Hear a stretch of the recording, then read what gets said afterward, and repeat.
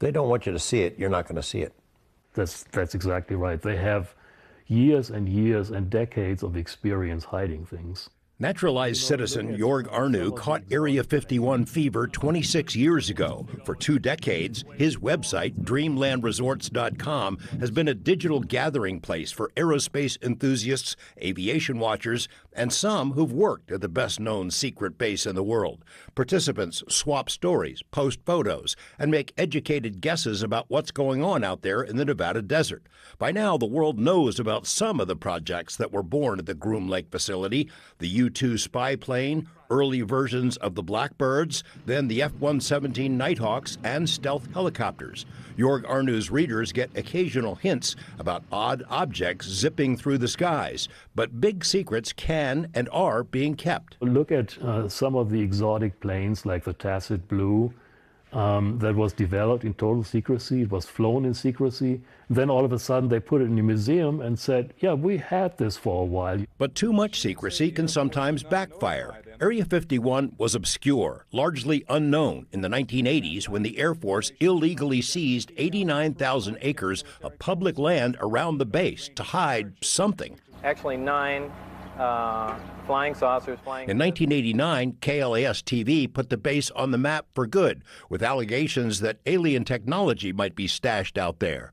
The designation for Area 51 suddenly disappeared from maps. The government stopped acknowledging it even had a base out there.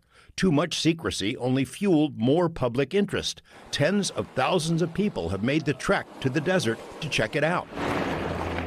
In the early 2000s, an Area 51 watchdog named Chuck Clark revealed to us the military had hidden sensor systems on public land, miles outside the boundaries, to warn the base of anyone approaching.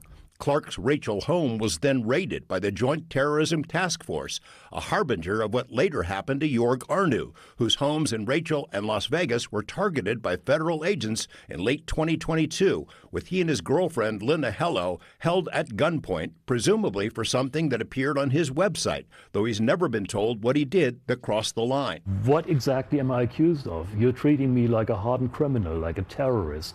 When they came in here, they asked me, are there any booby traps in my house? I said, booby traps? What are you expecting? Arnu agrees the military needs a place to test secret technology. When 2 million people vowed to storm Area 51 back in 2019, he led the opposition to the event. But when he sees things from public lands, he takes note.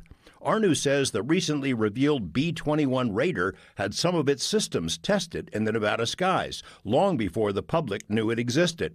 He thinks the rumors about a successor to the SR-71 spy plane are likely true, but doesn't know if the new version is actually called SR-72. The main focus these days, he suspects, drones, unmanned warplanes, and jamming tech. That's one of the big things out there. They are flying drones, obviously. The Russians, Chinese work on stuff to jam our drones. We work on stuff to jam their drones.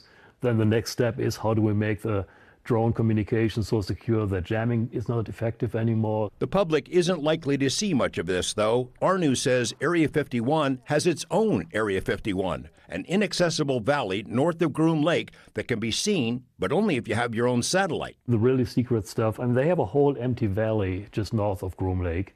And they have the mountain range where they can pretty much play with anything they want. Nobody can see it. It's booming out there. Oh yeah, Area 51 is not going anywhere. George Knapp, 8 News Now. Now you can watch George's story about the raid on 8newsnow.com. Jorg Arnu says he's pretty sure the raids were initiated by the Air Force, not the FBI.